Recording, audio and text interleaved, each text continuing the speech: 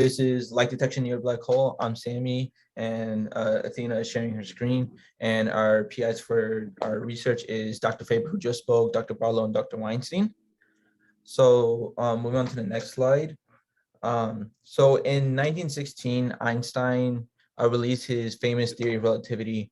And one of the biggest and most understood part of his theory is that it modified our understanding of gravity, specifically the deflection of light by gravitating objects. And to sum it up into a sentence, it basically means that when light goes by an object with a lot of mass, the trajectory of that light actually gets bent via the object with the high mass.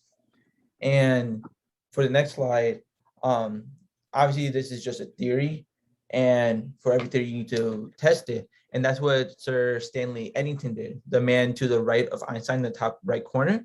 There was a solar eclipse in 1919, and he was able to determine the light was actually being bent around the sun during the solar eclipse. That's what you can see in the bottom right corner. And with his proof of that theory, it showed that light deflection is, we can actually understand light deflection, actually see it, and thus light deflection became one of the best understood aspects of that theory. And a particularly interesting application of the theory of relativity, especially the light bending aspect, is black hole light bending, and how it can bend light in space-time and do it significantly. If you look at the bottom right image, you see this diagram of a galaxy in the background, galaxy cluster, and then Earth closest towards us. And you can see how the galaxy is emitting light, and as it passes by the galaxy cluster, one of the bigger, more massive objects in the universe, the light gets bent kind of significantly around it. And only some of the light actually reaches Earth, and a lot of it gets past it. But those two corners, you can see those little dots on that orange line. The dots are what we can see. And so we'll see two mirrored image of the galaxy on both sides of the cluster, which you can see on the bottom left side, where you see those two mirrored images bent around that foreground quasar with the actual galaxy behind that foreground quasar. But to understand how this is working, we need to take a step back and look at the different kinds of black holes, which is on the next screen. There are three kinds of black holes. There's the Schwarzschild black hole, the Kerr, and the Kerr-Newman black hole. A Schwarzschild black hole is defined by having no spin and no charge. It's typically called the ideal black hole, and which is the simplest. It's similar to ignoring like air resistance or friction in a physics problem. The next kind of black hole is the Kerr black hole. It has spin, but no electrical charge. It's an added level of complexity.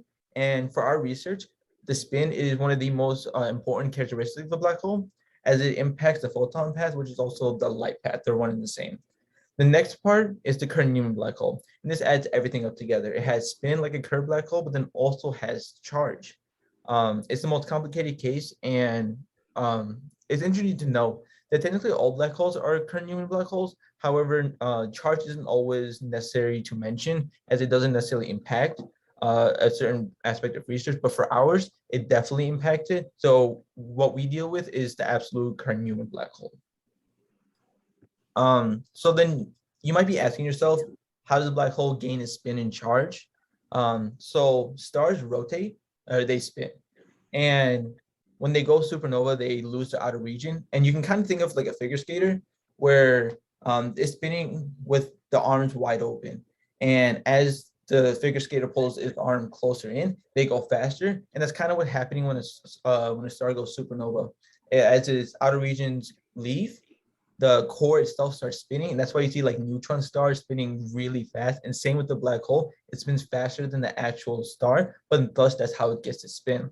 And then the charge element comes from when black holes and stars can acquire the net electrical charge via the plasma winds eject more electrons than positive charge, or the vice versa, more positive charge than electrons. And that offset is what the charge and how the black hole and stars get their charge. So to understand our research, we defined it in 3 steps. So the first is we need to trace the photon path via the equatorial plane. So when we're just looking at around the equator when V is 0.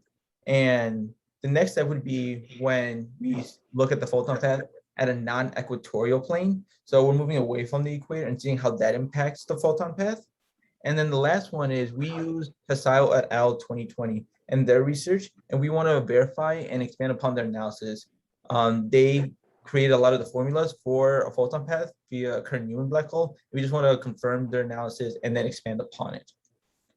So the next thing is that in 2017, Dr. Barlow, one of the PIs, Dr. Faber and Dr. Weinstein all wrote a paper, and Dr. Weinstein actually created this image of demonstrating the photon path along an equatorial plane. And so basically, it's a lot, there's a lot on the screen, but I'll walk you through it. So starting with the red arrow, we're looking at what's called the critical impact parameter, and it's adequate to start with what is the impact parameter, which is the orange arrow, and it's how close would it get to the black hole if the path didn't bend.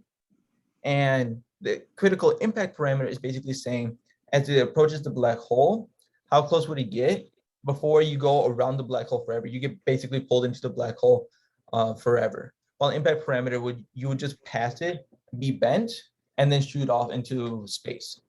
It's also important to note that we have to start a photon path from a distance of infinity, and that it's very far away. It originates from a very far distance, and then as it approaches the black hole.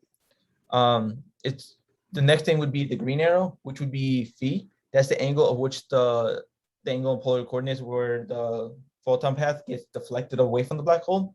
It's very important to note that we're using the physics definition of phi and not the math definition, which in physics and math, they flip the definition of phi and theta. So just to be clear, we're using the physics definition. And then we have the r sub 0, which is the distance of closest approach. That's where you see the angle being, you go into the black hole forever or you get shot off into space. So then the first step would be dealing with the equatorial plane. And in order to do so, we need to look at the radius of the black hole. Because the radius of the black hole, the bigger the black hole, the further away that critical impact parameter, the further you can be away from the black hole, but still get sucked in forever around that black hole. So it's key to identify that radius before you actually look before you can actually determine what the impact parameter is.